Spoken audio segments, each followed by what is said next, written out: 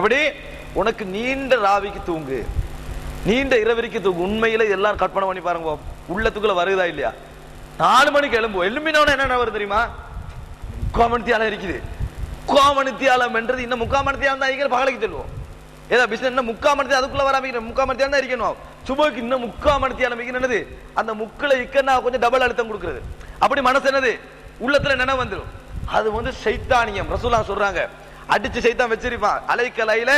அலைக்கலைலும் தவிலும் பர்குத், உனக்கு நீண்ட இரவிற்கு தூங்கு சைத்தான் சொல்லுவான். முதலாவது சொல்லி முடிஞ்சா ஃபைன் இஸ்தைகத, இவர் அதை மீறி எழும்புறாரு. அதை மீறி எழும்புறாரு.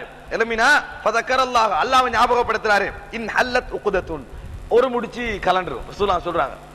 இரண்டாவது இன்னும் கொஞ்சம் இருக்கு, எழும்பினாலும் மறுபடியும் படுக்கிற மாதிரி இருக்குமே, அந்த உணர்வு இருக்கும். இந்த நேரத்துல ஃபைன் தவல்ல, எழும்பி போய் உதுவெடுத்தால், எழும்பி போய் உதுவெடுத்தால் இன் ஹல்லத் உக்தத்துன், அடுத்த முடிச்சும் கலரும். இன்னும் முடிச்சு கலரல, உதுவெடுத்து போட்டு சொல்ல வந்து படுத்துருவான். நாளை தொழுவோண்டு உள்ளெடுத்து போட்டு ஒரு முடிச்சில சைத்தா வெத்தி பெற்றுருவான். 3வது முடிச்சு எப்படி தெரியுமா? அதாவது ஃபைன் சல்லா, போய் அவர் தொழுதார் என்று சொன்னால் இன் ஹல்லத் உக்துஹு குல்லுஹா, எல்லா முடிச்சும் கலண்டு விடும், எல்லா முடிச்சும் கலண்டு விடும். ஃபஸ்பஹ நஷீதன் தய்யிபன் நஃப்ஸி, எனவே விடுகின்ற பொழுது அதாவது சுறுசுறுப்பானவராகவும் நல்ல உள்ளம் படைத்தவராகவும் விடுவார். காலையில விடிய கொல அவருக்கு என்னது? நல்ல உற்சாகமும் சுறுசுறுப்பும் பலவிதமான சுறுசுறுப்பான எண்ணங்களோட விடுவாரு. இல்லா, அப்படி இல்லை என்றா அஸ்பஹ கபீஸன் நஃப்ஸி கஸ்லான், அன்றைய தினம் சோம்பேறித்தனமாகவும் கெட்ட உள்ளம் படைத்தவராகவும் காலை நிலை அடைவார். குடும்பத்துல சண்டை ஆயிக்கும், ஏதாவது ஒரு பிரச்சனை ஆயிக்கும். நம்ம உலக காரணம் மட்டும் தானே பாக்குறேன். என்ன வாங்கி கேட்டால் அது வாங்கி கொடுக்கல, பணம், இது மட்டும் தான் பார்ப்போம். சுபஹு தொழாத ஒரு காரணம் என்று சொல்றாங்களே, சோம்பேறித்தனமும் கெட்ட உள்ளம் படைத்த எண்ணம் இருக்கும். நேத்து பிள்ளையா காணாதது சுபஹு தொழுந்ததா இருக்கும்.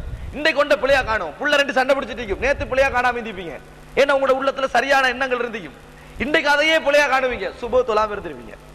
இதெல்லாம் நாங்கள் யோசிக்க வேண்டிய சில விஷயங்கள். சகோதரர்களை, ரசூலுல்லாஹ் சுபஹு தொழுகை பற்றி சொன்ன அடுத்த விஷயம். அடுத்தாக ரசூலுல்லாஹி ஸல்லல்லாஹு அலைஹி வஸல்லம் சொல்கிறார்கள், அபூ மூஸா அல்-அஷ்அரி ரலியல்லாஹு அன்ஹு அறிவிக்கிறார்கள், புகாரியில் 574வது இலக்கத்திலே வருகிறது, கால மன் ஸல்லல் பர்தைனி தஹலல் ஜன்னah, யார் இந்த 2 பர்துகளை தொழுகிறார்களோ அவர்கள் சொர்க்கம் நுழைவார்கள். 2 பர்து என்றால் சுபகும் அசரும், சுபகும் அசரும், இந்த 2ஐயும் யார் தொழுகிறார்களோ அவர்கள் சொர்க்கம் நுழைவார்கள், அவர்கள் சொர்க்கம் நுழைவார்கள். அப்ப இதை வச்சு விளக்கிறப்படா லுகரும் மகரிப்பும் இஷான் தொலாட்டின் சொர்க்கம் பேத்துருவாங்க. இதை வச்சு எப்படி வழங்கணும்னா, ஒரு மனிதர் என்ன செய்யறாரு? வளமையா நல்ல மனிதனாக வாழ்ந்து கொண்டு வரார், ஒழுக்கம் வைக்கிறார், மார்க்கத்தை உள்ள விஷயங்கள் தவிர்த்துட்டு மோசமான விஷயங்களை தவிர்த்து கண்டிக்கிறார். இவருக்கு என்னதான் இருந்தாலும் நன்மை செஞ்சா சொர்க்கம் என்ற பொதுவான அடிப்படை தான் இருக்கும். இவர் அல் ரசூலாக கன்ஃபார்ம் பண்ணி சொல்றாங்க, நீங்க இந்த நல்ல விஷயத்துல சுபகை அசரம் செய்றீங்களே சொர்க்கம் தான் உங்களுக்குன்றாங்க. உங்களுக்கு இந்த 2 உங்களுடைய ஸ்பெஷலா இருக்கிற சொர்க்கம்னு அர்த்தம். மற்றவைகளை விட்டு போட்டு இதை செஞ்சா சொர்க்கம் அர்த்தம் அல்ல, மற்றவைகளை செஞ்சு கொண்டிருக்கிற இடத்துல இதை செஞ்சா சொர்க்கம் கொஞ்சம் கன்ஃபார்ம் அர்த்தம் என்று ரசூலுல்லாஹி ஸல்லல்லாஹு அலைஹி வஸல்லம் அவர்கள் சொல்லுகின்ற செய்தியை நாங்கள் பார்க்கிறோம். அதுபோல சஹீஹ் முஸ்லிமிலே 1468வது இலக்கத்திலே உமாரத் இப்னு ருஐபா என்று சொல்லக்கூடிய ஒரு நபித்தோழர் அறிவிக்கிறார், லையலிஜன்னார அஹதுன் ஸல்லா கப்ல துலூஇ ஷம்ஸி வ கப்ல குரூபிஹா, சுபகையும் அசரையும் தொழுத எவரும் நரகம் நுழைய மாட்டார்கள். அடுத்த ஹதீஸ், சொர்க்கம் நுழைவார்கள்டா பாவத்தின் மூலம் சிலவேளை தண்டிச்சிட்டு கூட சொர்க்கம் போடலாம். அசரையும் சுபகையும் தொழுதவர் நரகம் நுழைய மாட்டார்னு அர்த்தம் என்ன? அவருடைய பாவங்கள் கன்ஃபார்மா மன்னிக்கப்படும் அர்த்தம். பாவம் செய்ய மாட்டான்னு அர்த்தம் அல்ல. அவர் நல்ல மனிதரா வாழ்ந்திருந்தா, அவர் அதனோட சுபகு அசருக்கு பெரிய கவனம் எடுத்திருந்தாருன்னா அல்லாஹ் தஆலா நாடியவர்களை மன்னிப்பான்னு சொல்றானே, அந்த பட்டியல உங்களை நாடிட்டான்னு ரசூலுல்லாஹ் சொல்றாங்க. உங்களை நாடிட்டா நீங்க நரகம் நுழைய மாட்டீங்க என்று சுபகுக்கும் அசருக்கும் ஒரு உறுதிமொழியை ரசூலுல்லாஹி ஸல்லல்லாஹு அலைஹி வஸல்லம் தருகின்ற செய்தியை நாங்கள் பார்க்கிறோம். இதை சொன்ன உடனே பஸராவாசிரால் கேட்கிறாரு, ஒரு சந்தேகமாகுது, ஆந்த சமயத்த ஹராம் என்ற ரசூலுல்லாஹ், நீங்க நேரடியா கேட்டீங்களா இந்த செய்தி என்று கேட்கிறார். நரகம் நுழைய மாட்டான செய்தி நேரடியா கேட்டீங்களான்னு கேட்கிறாங்க. கேட்டவுடன் அவர் சொல்றாரு, கால நஅம், ஆம் என்றாரு. கால ரஜுல் வான அஷ்ஹது அன்னி சமயத்து மின் ரசூலில்லாஹ், அவர் சொல்றாரு என்ன தெரியுமா?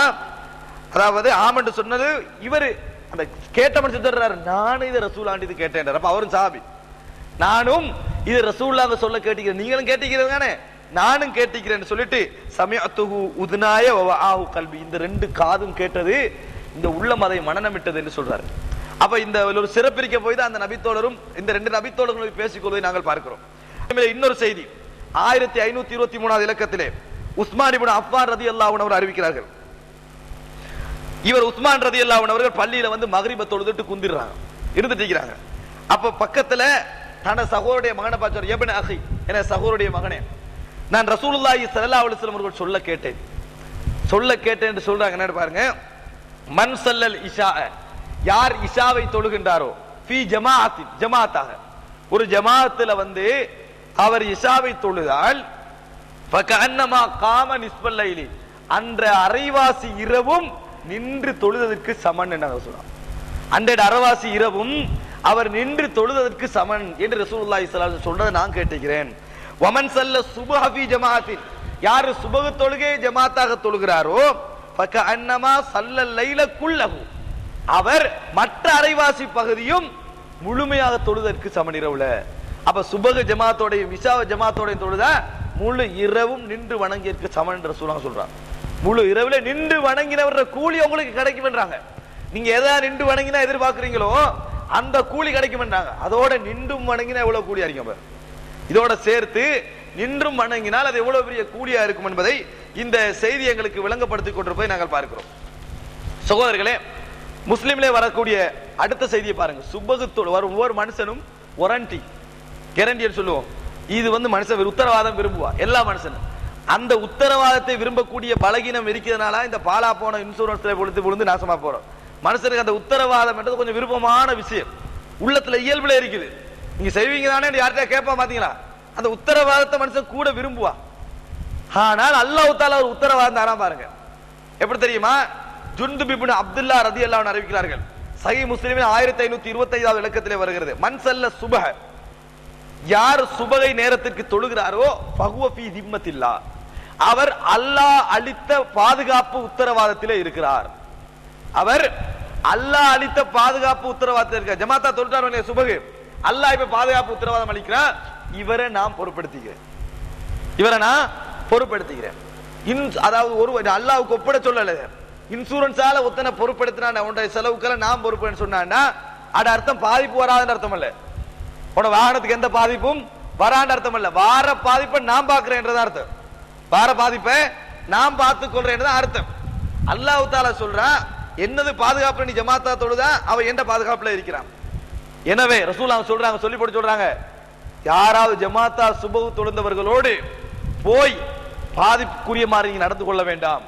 அவர்களை என்னது பாதிப்பு கூறுகிற மாதிரி அவருடைய சொத்துக்களுக்கோ மானத்துக்கோ மரியாதைக்கோ அவருடைய வாழ்க்கைக்கோ பாதிப்புற மாதிரி நடக்க வேண்டாம். ஏனென்றால் ஃபலா யத்லுபன்னகுமுல்லாஹு மின் திம்மத்திஹி பிஷைஇன், நாளை மறுமையிலே